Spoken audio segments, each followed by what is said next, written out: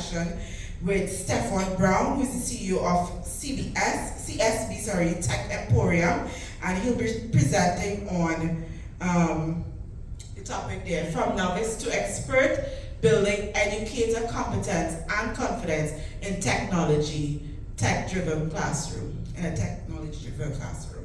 So, without further ado, we welcome Stephan Brown. Give him a round of applause, please.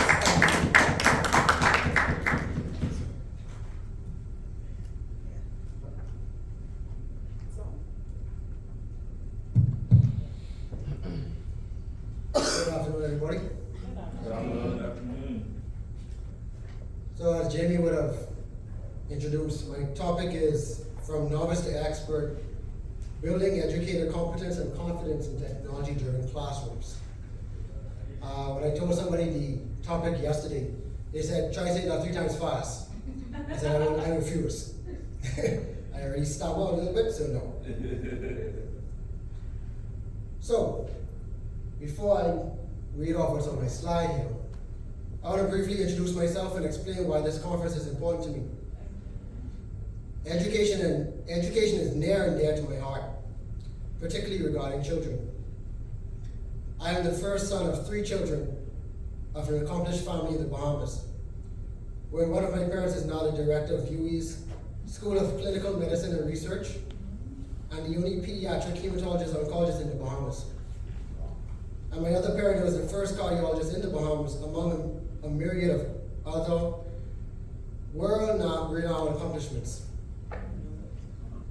So I've always had a passion for helping others, but a special love for children. In addition to my family's successful background, I am now a parent of an intelligent 2-year-old champion as of next week, and the husband of one of the few school psychologists in the Bahamas.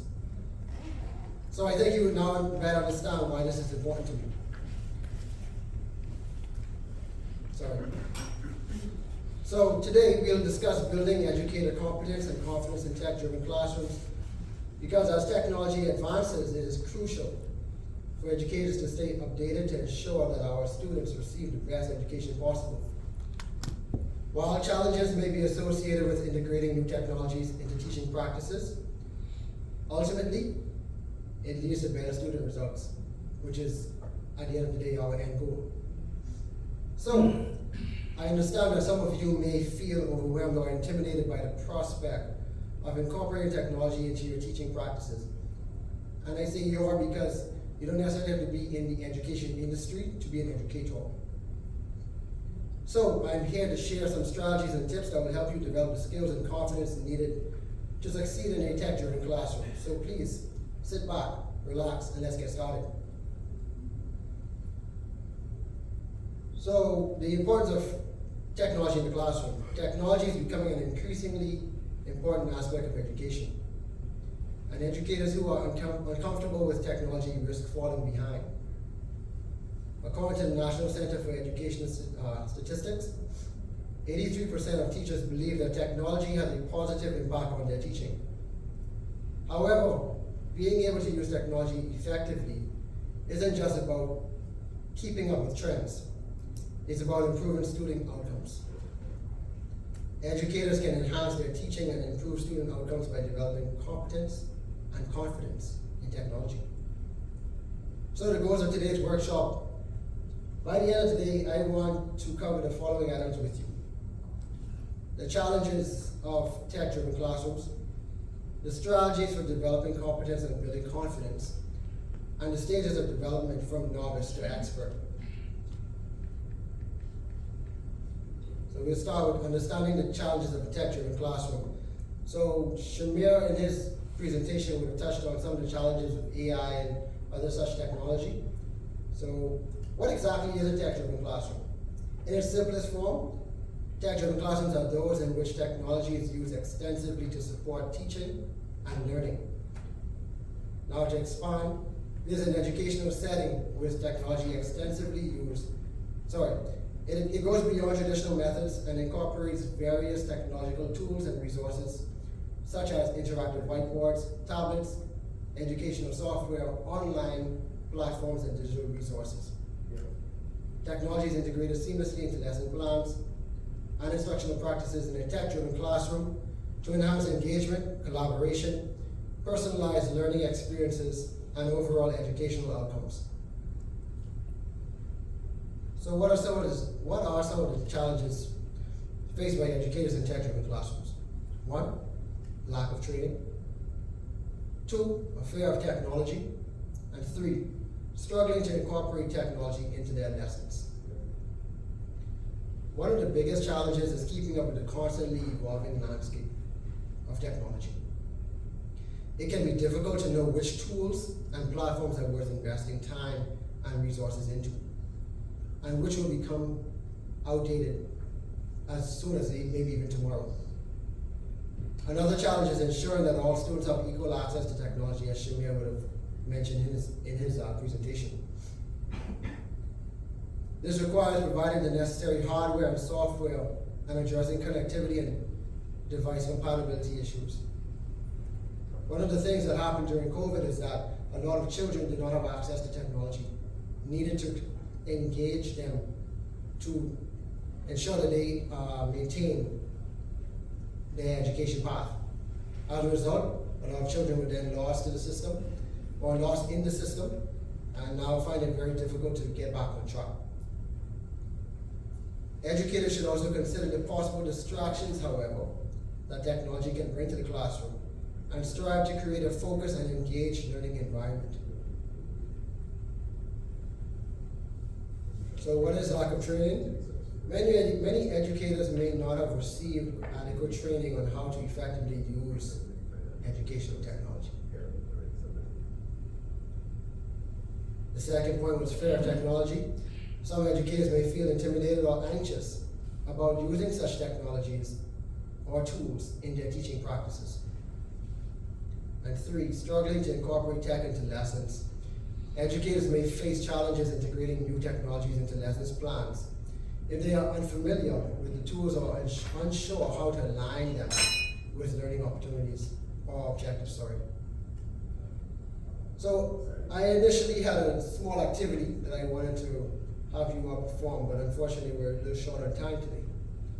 So I'm going to quickly run through this particular item.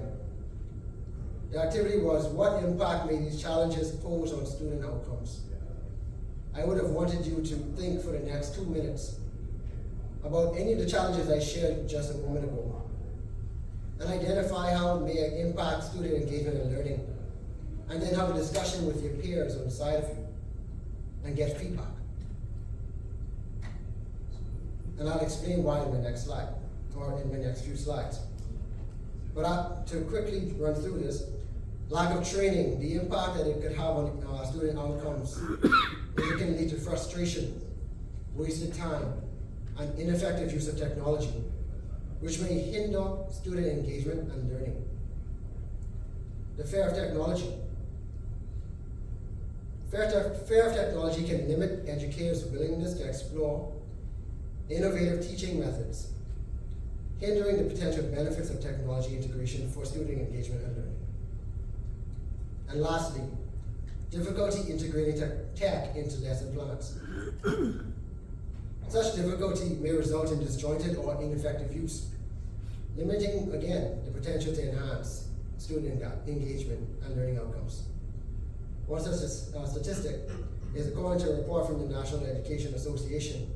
Many teachers, precisely 55%, expressed the need for additional time to master the art of incorporating technology seamlessly into their teaching methods. So, what things can you use to enhance learning for your students? Technology can provide students access to a broader range of resources, enabling personalized learning and promoting collaboration. Here are a few examples of effective uses of technology in education. 1, interactive whiteboards. 2, online learning platforms and learning management systems. By the way, did you know that SmartTerm, the group that's hosting this EdTech conference, that they have an LMS solution, a learning management solution? So, if you didn't know, be sure to ask them about it. You may be able to incorporate it into your next venture. Thirdly, educational apps. And one that I did not have on my slide, but I do have in my notes, AI tools. So to quickly run through them again. These tools allow, interactive whiteboards, sorry. These tools allow teachers to create an interactive lessons that engage students and promote active learning. Interactive whiteboards have many features that accommodate different learning styles, such as touchscreen capabilities, digital ink, and the ability to show multimedia content. Online learning platforms and LMS tools. These platforms provide students access to course materials, assignments, and other resources from anywhere with an internet connection. They can also support collaborative learning and communication between students and teachers outside the classroom, which means that irrespective of what your learning style may be, these tools can effectively engage you. Educational apps, as you may know, a wide variety of educational apps are in existence, and these can support learning outcomes in various subjects. For example, language learning apps can help students practice vocabulary and grammar, while math apps can provide interactive practice problems and quizzes. And then lastly, the AI tools. These platforms assist educators in generating content for their lessons and courses, including outlines, lesson information, and more. I would like to touch and let you know, I use AI to assist me with generating my outline, and then I use my own brain to generate my content. But by combining yesterday's experience with today's technology, educators can produce lesson plans faster and more efficiently, freeing up time for other tasks. So instead of now, like Shamir alluded to earlier, wasting time or a lot of time on producing a lesson plan, you now can effectively generate the lesson plan faster and use that time to now refine your lesson plan instead for future plans or future classes. AI tools provide students with the opportunity for adaptive learning and intelligent tutoring. These tools can identify individual student strengths and weaknesses, adapt the content and pace of instruction accordingly, and provide targeted feedback and recommendations. Additionally, these tools can assess student knowledge, provide step-by-step guidance, offer explanations, and adapt the learning path based on the student's progress. Intelligent tutored systems can provide immediate feedback, track student performance, and identify areas where additional support is needed. A strong point that I want to stress is the need for enhanced data analytics and insights. Educators can use these insights to make data-informed decisions, identify areas for improvement, and personalize instruction based on individual student needs. Thankfully, platforms like SmartTerm provides this avenue, and it covers many of the learning tools I mentioned a short while ago, including online learning and artificial intelligence. So we move on to developing competence and building confidence in technology. Here's where I'll provide you with some strategies on what you can use in your environments to enhance yourself. So firstly, we'll start with enhancing your skills and experience. To develop competence, educators must be familiar with various tools, software, and teaching strategies for integrating technology into lesson plans. In order to successfully incorporate technology into your teaching methods, it is crucial to possess a comprehensive grasp of its usage and effectively integrate it into the curriculum and instructional strategies. Educators can develop competence through professional training and development programs, attending conferences like this one, and collaborating with colleagues to share knowledge. What does this all mean? You should focus on specific skills and knowledge areas such as proficiency with educational software, understanding data privacy and security, or designing engaging online activities. Also, be your brother and sister's keeper. Assist each other where necessary and possible. Remember, the better equipped you are, the better prepared your students will be for the rest of their lives. Secondly, adopt a mindset of growth and development. I'm sure you've heard the phrase, your biggest enemy is yourself. A fear of technology, lack of confidence, and a fixed mindset can all be barriers to using technology effectively. Educators can build confidence by adopting a growth mindset, starting with small steps and seeking colleague support. Be bold and admit that you don't know how to use a tool or software if someone can assist you. When you try to conceal your embarrassment and stumble, you are not only hindering your personal growth and restricting your professional progress, but also depriving the students of the chance to benefit from your complete potential. Remember, technology is here to enhance what you already do, not replace it. Seek training and support wherever you need and whenever you need. Start with simple technology tools and activities and gradually move on to more complex ones to improve your comfort level with technology as an educator. So, with all that said, how do you now move from being a novice to an expert of using technology in your classrooms? There are 4 stages of development on the journey from becoming a novice to an expert. 1, exploration. 2, adoption. 3, transformation. And 4, leadership.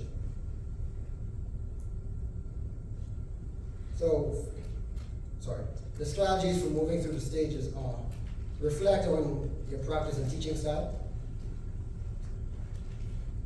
seek feedback from colleagues and students, and keep learning and adjusting.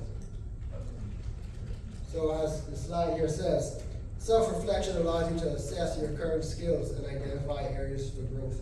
Remember, none of us are perfect. Seeking feedback allows you to gain different perspectives on your teaching practices. What may work for you may not work for somebody else. What may work for one student may not work for the other.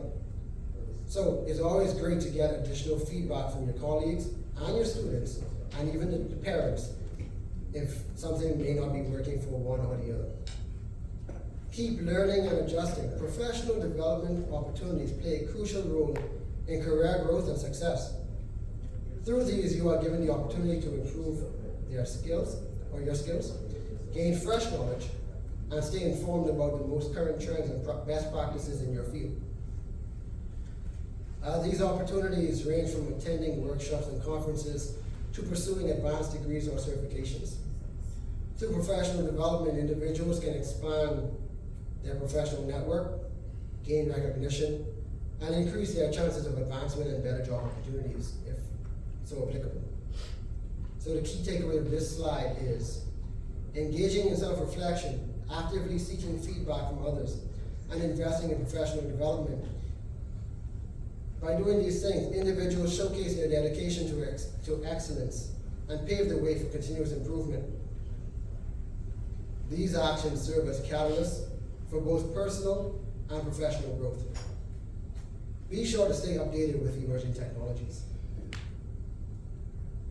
The next activity I wanted to have you guys do was identify what the biggest obstacle is that's holding you back on your journey to adopting a growth mindset concerning using technology in the classroom.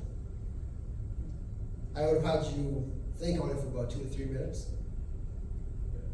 And make a note of the fears or concerns that you have regarding technology in the classroom. And as I would have mentioned, one of the strategies is collaborating with your peers. So I would have had you discuss what you would have made note of with your peer. And then lastly, take that fear out of your mind and throw it at the screen, into that garbage that's in the background of the picture, in the background of the slide.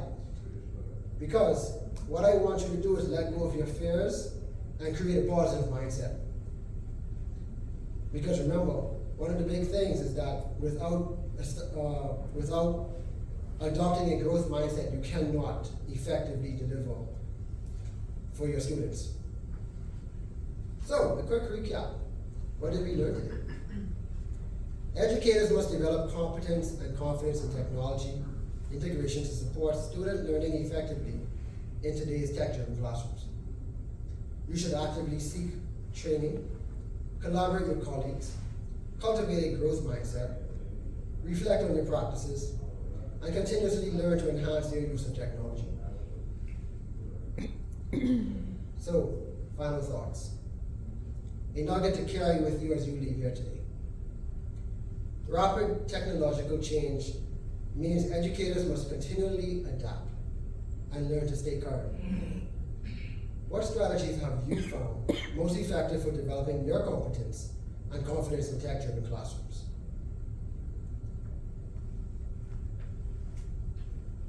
So, you've been great. Do you have any burning questions?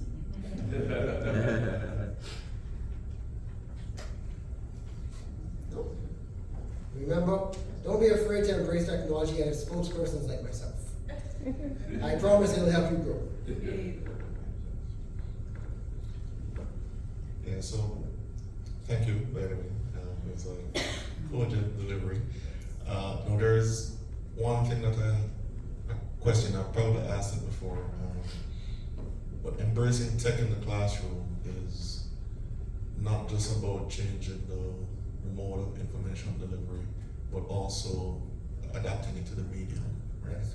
Now, the onus seems to always be on, well, students to learn the new delivery mechanisms, meaning technically how to receive the content, and teachers to embrace using technology in the classroom.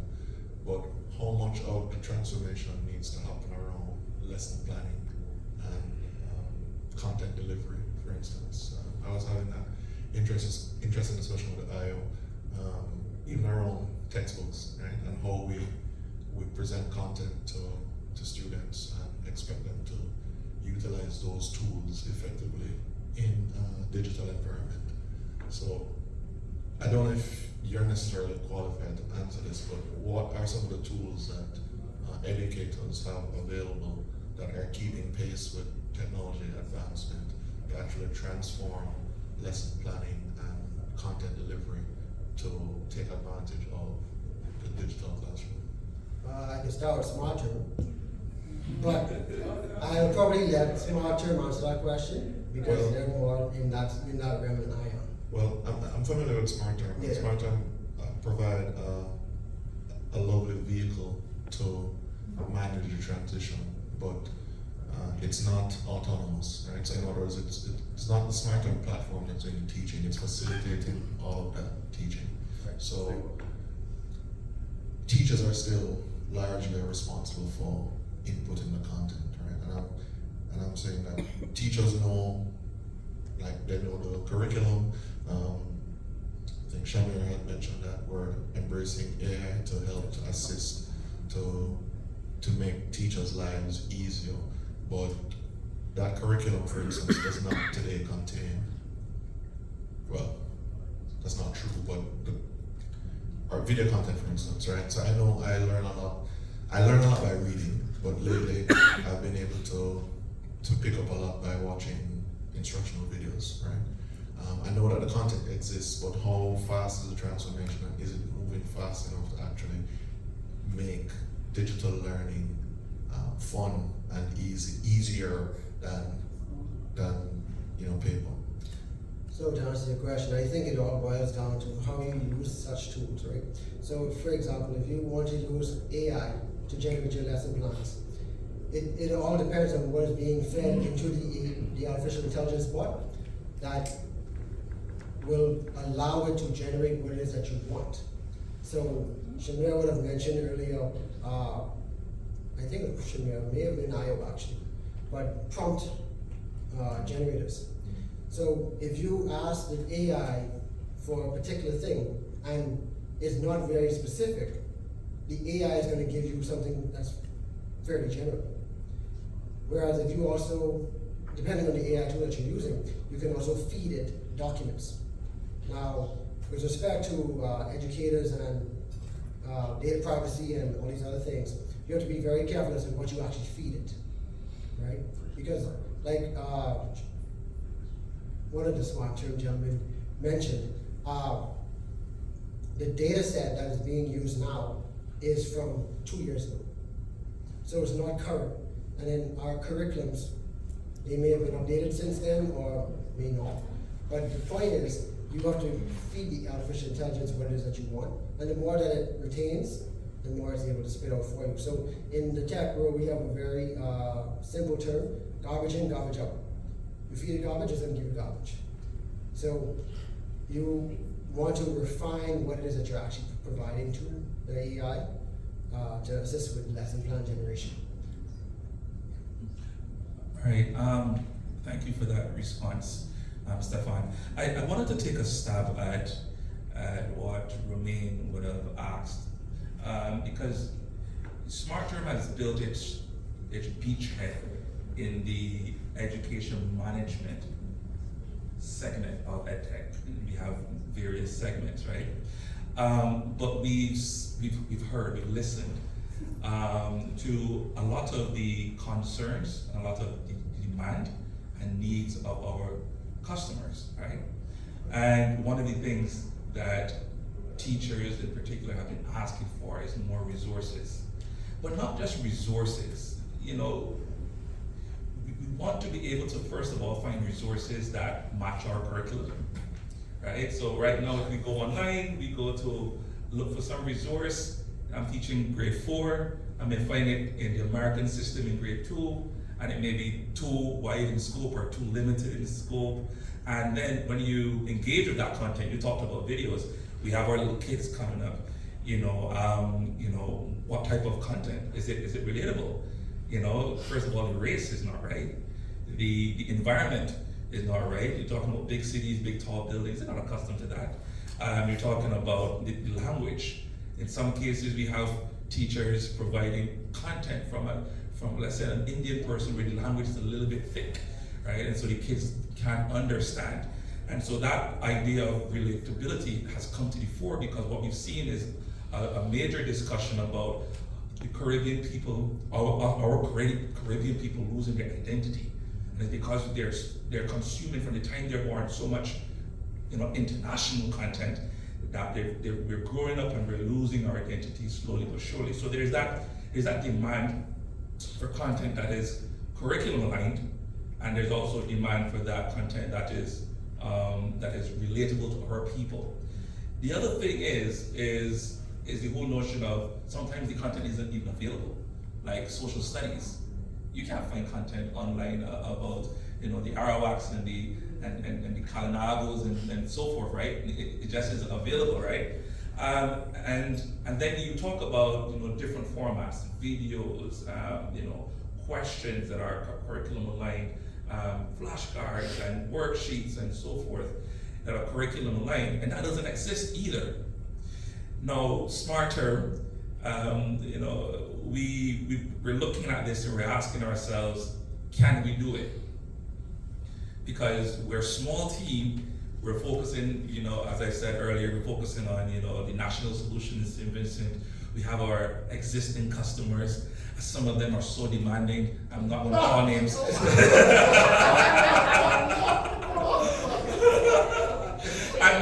and so on. So in terms of taking on, no, we love you, but the point we're making is that there's very little capacity to take on such a big thing because content development is a very involved process. It requires a lot of QA, right? You want peer review, you want the content to really be of a high standard, and then you also want it to be exhaustive in terms of covering the full curriculum. And on top of that, we want to be able to measure progress and also drive mastery, because we want to enable our teachers to be able to use modern teaching techniques, right? Such as the flipped classroom, you know, and such as differentiated instruction and assessment. We wanted to have the resources so that they can start to explore those possibilities to really personalize educational experiences. But the market needs to, there's an economic divide. If we build this, then we need a market to purchase it. And do we have scale, right? And so these are some of the things that we're currently investigating, but we already are aware of the major gap in the market where that's concerned.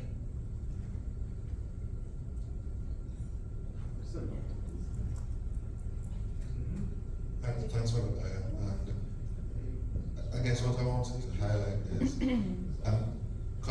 this in the context of the sponsor of the SmartTerm, right? So we're talking about EdTech platforms, but it seems to me that the process by which we deliver EdTech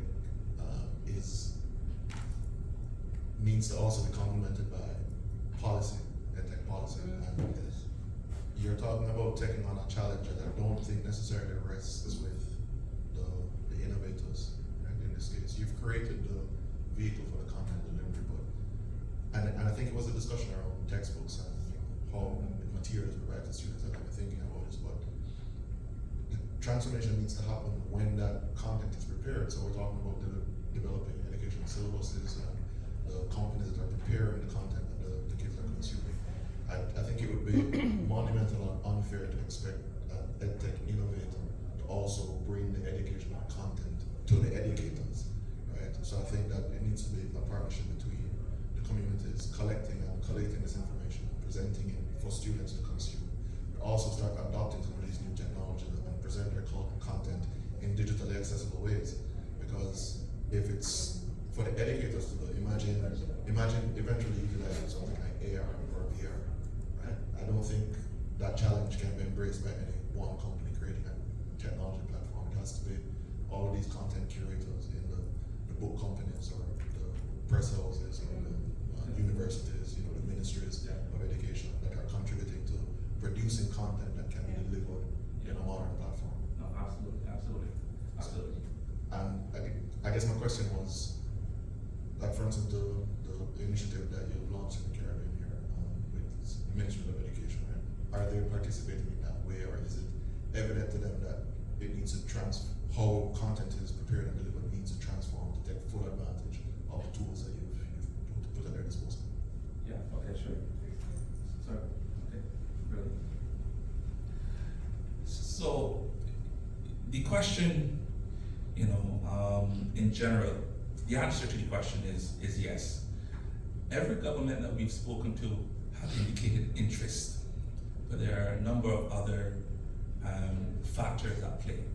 In some of our countries, for example, we've been trying to implement solutions, EdTech solutions, for over 25 years, right? And so there's a certain level of fatigue, because as soon as you bring another system, teachers are like, okay, another system. Is this one gonna work? You know what I mean? And so, there's this recognition that, what we are proposing is an absolute brilliant solution. But one, can we do it now in terms of, are we ready to implement a new solution? Two, can we afford it? Because even if you find the resources to implement it through some foreign aid or something like that, can we sustain it? And I talked this morning about recurrent income, recurrent budget, because we need that in order to sustain. And when it comes to government, sustainability is a key word, right? And then when it comes to our curriculum folks across the region, they've also been begging for systems to do content delivery and really to be able to incorporate it into the classroom. Almost every government has a curriculum department that tries in some way, some shape or form to even create content, in terms of, how do we reach folks? So even when it comes to governments, the whole notion of stakeholder engagement is a massive problem. How do we reach our people? How do we communicate and establish those lines of communications? The long and short of it is that it's a very complex space, and I think a lot of people don't quite appreciate how complex it is. We have a number of problems that really need a holistic approach, and it's also quite costly.